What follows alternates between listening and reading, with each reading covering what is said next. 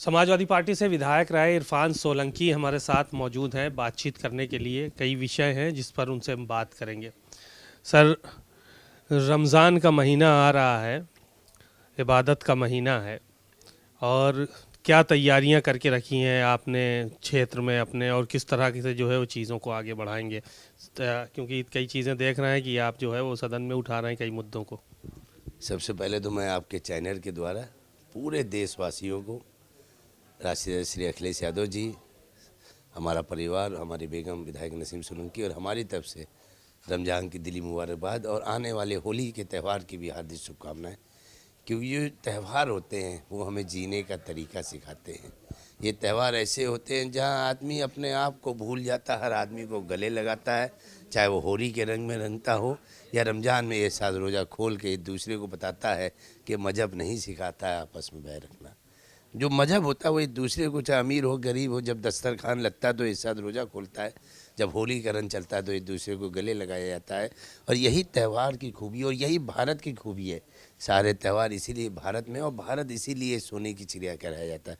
रही बात तैयारी की, तो तैयारी हर आदमी और हमें हमारी विधानसभा में, क्योंकि पिछली बार तो मैं जेल में था, इस बार मैं बाहर हूँ, कि रमज़ान में ही होली है और होली में ही रमज़ान है।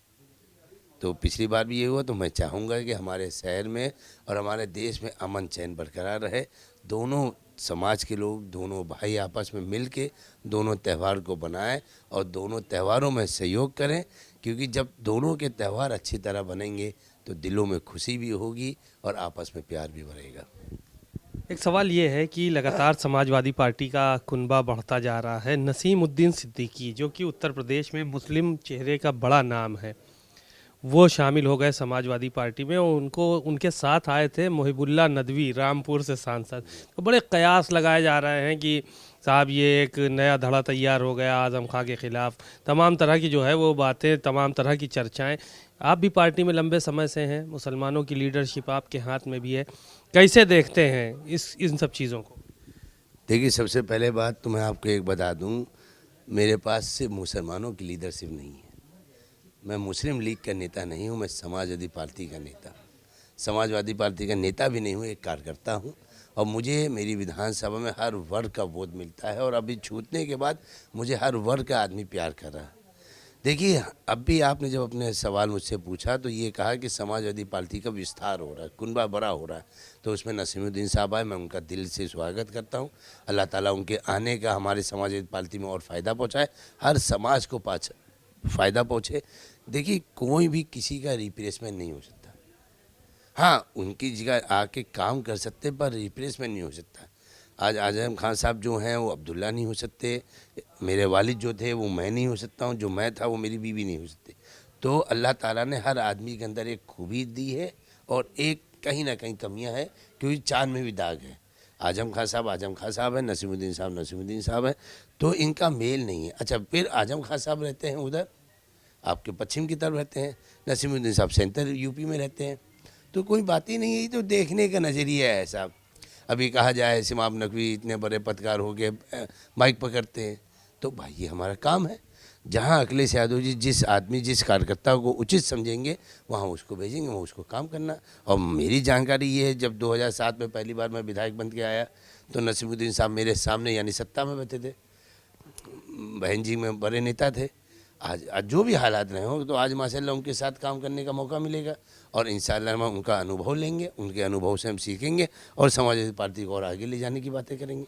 मेरी नज़र में ऐसा लगता है ये फिजूल की बातें करके लोग लाइमलाइट में रहना चाहते हैं और टीवी में आके अपने आप को हाईलाइट करना चाहते हैं।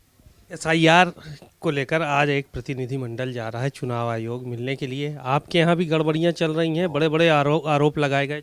बहुत मैंने तो एक वीडियो भी बनाया था, वीडियो बना के हमने बताया भी और अभी भी चल रहा। अभी परसों की बात है, एक आदमी हैं आपके, मैं चाहूँगा भी आपके जो कानपुर में समाचार वाले हैं उनको भेजिएगा ज़रूर, कि कानपुर में एक इलाका लगता है संगीत टाकीज़ के पास, एक ही मोहल्ले के एक आदमी ने 120 नाम कटवाने के लिए, जबकि जो बीएलओ हैं वो सिर्फ 10 आदमियों के नाम के लिए, वो भी अब तो फार्म 7 बंदी हो गया है।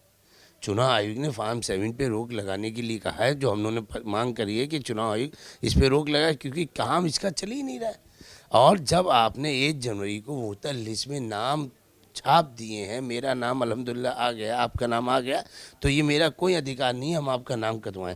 और दूसरी बात, ये तो सरकारी, जब ये SIR हुआ तो इसका मतलब ये है कि उन्होंने हर चीज़ को देख लिया है, जांच लिया है, पहचान लिया है, उसके बाद ही तो वोटर लिस्ट में नाम आया है। यदि वोटर लिस्ट में नाम आने के बाद फिर भी काटा जा रहा है या कटवाया जा रहा है, तो ये चुनाव आयोग की कारशैली पे एक प्रश्न चिन्ह है। और उनके ऊपर आदमी जो भरोसा कर रहा है, एक आम भारतीय भरोसा कर रहा है, ये उनके लिए बहुत चिंता का विषय है। 27 में सरकार बनाने जा रहे हैं। हाँ, इंशाल्लाह रहमान सरकार भी बनाने जा रहे हैं और सरकार बहुमत के साथ बनाई। देखिए 10 साल बहुत होता है, आदमी परेशान हो चुका है भाई, हम ही नहीं हर वर्ग का आदमी परेशान है। और यकीन मानिए सिमाब साहब, मैं आपके चैनल से, क्योंकि माशाल्लाह अल्लाह ताला ने आपको बहुत पब्लिक के बीच में एक अच्छा चैनल बना के रखा हो, जो आप सच भी बोलते हैं। अगर इरफान सोलंकी गलत है तो इरफान सोलंकी को गलत भी बताएंगे, यदि इरफान सोलंकी के ऊपर कोई परेशानी हो रही तो आपने वो भी दिखाया। तो आईना, वो कहते हैं ना, आईना जब भी हाथ में उठाया करो, पहले खुद देखा करो फिर दिखाया करो। तो सरकार जो दूसरों पे इल्ज़ाम लगा रही है, आज आईना पब्लिक ले चुकी है।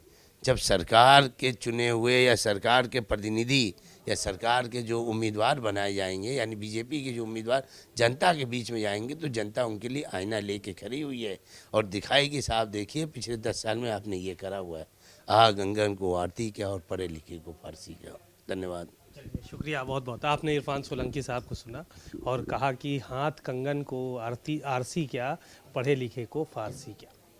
तो तमाम मुद्दों को लेकर उन्होंने बात की। कैमरामैन पंकज निगम के साथ सीमा अब नकवी, भारत समाचार, लखनऊ।